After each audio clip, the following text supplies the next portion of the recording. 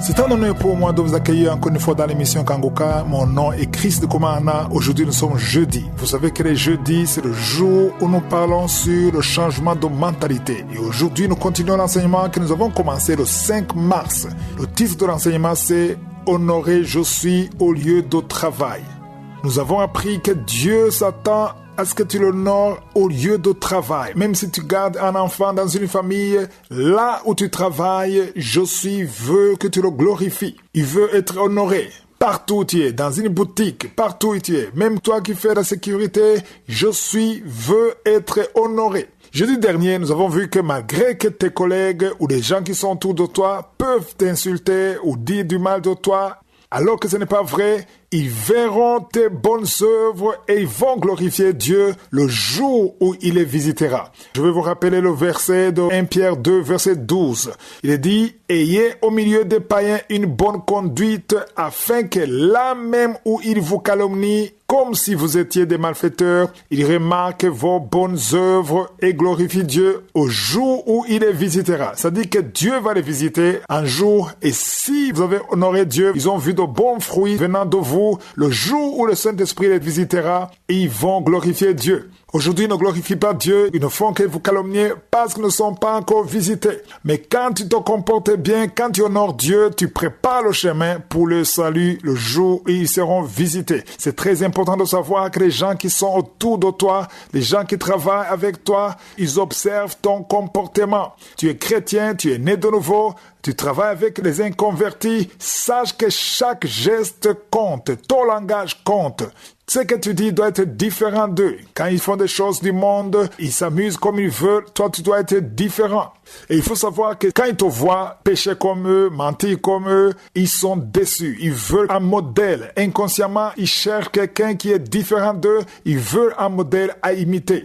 Je vous ai promis de vous parler de la manière d'honorer Dieu à ton travail à travers une bonne conduite. Il y a quelque chose de très important qu'il faut faire. Et aujourd'hui, nous allons nous appuyer sur Proverbes chapitre 11, le premier verset. Il est dit, « La balance fausse est en horreur à l'Éternel. Mais le poids juste lui est agréable. » Ça, c'est très important. La balance fausse est en horreur à l'Éternel. Ça dit que l'Éternel, Josué, déteste la balance fausse. C'est quoi la balance fausse? Ça veut dire le mensonge. Ici, l'image qu'on a utilisée, c'est quelqu'un qui est en train de vendre, par exemple, il te montre un sac de 40 kilos, il triche avec la balance et il va te montrer que ça pèse 50 kilos. Ça dit qu'il a volé 10 kilos et il le fait exprès. C'est ce que les marchands peuvent faire. Il te montre 50 kilos alors que c'est 40 ou 30. Ça dit qu'il y a 10 kilos ou 20 kilos qu'il a volé. Et ça, notre Dieu déteste ça. Ça dégoûte Dieu quand un enfant de Dieu est en train de mentir. Tu triches au travail pour gagner de l'argent et ça c'est un signe de quelqu'un qui n'a pas encore changé de mentalité parce que tu dois savoir qu'il y a ton chef qui est Christ et tu dois être honnête. Tes collègues doivent savoir que tu es intègre. Si tes collègues qui savent que tu es chrétien, que tu es né de nouveau, ils voient ce que tu fais, ils te voient mentir, ils te voient faire des choses qui sont contre la parole de Dieu, ça les décourage. Dans cet enseignement, il faut qu'on comprenne que si des clients viennent au travail, là où tu es, il ne faut pas mentir. Il y a des chrétiens qui mentent parce qu'ils ont les ordres du chef. Le chef te dit, il faut mentir, il faut dire ceci, il faut dire que je ne suis pas là. Quelqu'un vient chercher ton chef et tu lui dis, il n'est pas ici, il est en voyage. Alors qu'il est au bureau et tu sais qu'il est au bureau et tu mens alors que tu es un enfant de Dieu. C'est ça, tricher avec la balance. Tu mens pour gagner ton travail, pour ne pas être viré et ça déplaît l'Éternel, ça déplaît Josué. Tu dois savoir qui est ton vrai chef. Je vais beaucoup parler de ça pendant ces séances de changement de mentalité parce que c'est lui qui fait ça. Si le chef te demande de mentir ou te demande de coucher avec lui pour avoir le travail, tu dois être ferme. Mieux vaut perdre le travail et être en ordre avec ton Dieu parce que c'est Dieu qui t'a donné. C'est Christ qui est ton vrai chef. Et quand tu commences à tricher pour plaire à ton chef dans la chair, ça déçoit le chef réel qui est Christ et il y aura toujours des conséquences. C'est lui qui n'a pas changé de mentalité, il fait tout pour plaire à son chef dans la chair. Mais c'est lui qui a changé la mentalité, il se concentre sur les intérêts de son vrai chef, ça dit Christ. Ça c'est très important et si je suis le veux, je vais continuer à en parler jeudi de la semaine prochaine.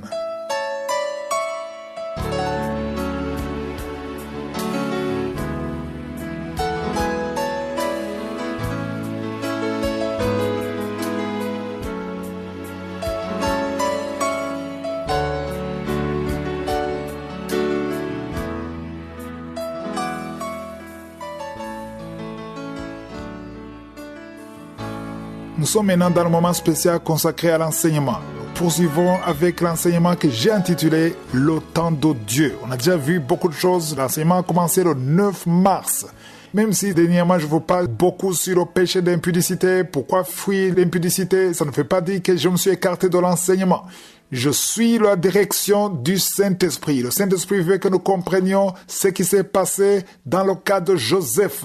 Je vous ai dit que Joseph avait 17 ans quand il a été vendu. Et quand il était chez Potiphar, il était encore jeune. Il était encore jeune et il y a eu la tentation de fornication. Le diable a tenté, la femme de Potiphar, une femme d'une grande autorité, elle a tenté de le pousser dans le péché et Joseph a fui. J'ai expliqué que Joseph n'a pas fui parce que la femme de Potiphar était plus forte que lui. Non, certainement que lui était plus fort que la femme de Potiphar, mais il a fui parce qu'il voulait se protéger.